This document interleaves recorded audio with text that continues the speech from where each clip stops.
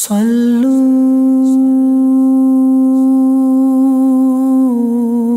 عليه. اللهم صل على سيدنا ومولانا محمد صاحب التاج والمعراج والبراق والعلم، دافع البلاء والوباء والقحط والمرض والألم. اسمه مكتوب مرفوع مشفوع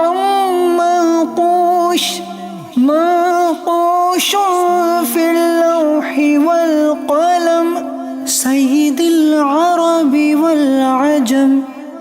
جسمه مقدس معطر مطهر منور في البيت والحرم، شمس الضحى بدر الدجى صدر العلا، نور الهدى كهف الورى مصباح الظلم، جميل الشيم شفيع الأمم، صاحب الجود والكرم.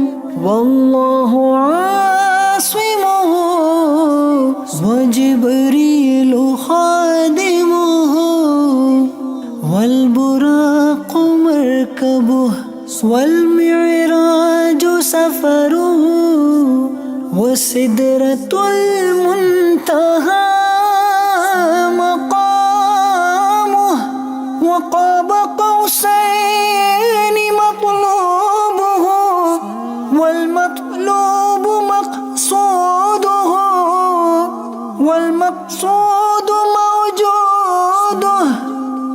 سيد المرسلين خاتم النبيين، شفيع المذنبين، أنيس الغريبين، رحمة للعالمين، راحة العاشقين، مراد المشتاقين،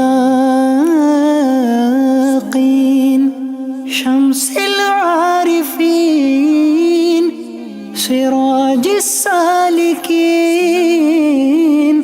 مصباح المقربين،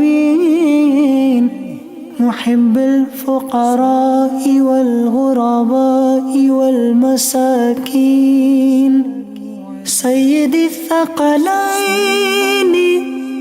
نبي الحرمين، إمام القبلتين، وسيلتنا في الدارين، صاحب قاب قوسين، محبوب رب المشرقين رب المغربين، جد الحسن والحسين، مولانا ومولى الثقلين، أبي القاسم محمد بن عبد الله، نور من نور الله.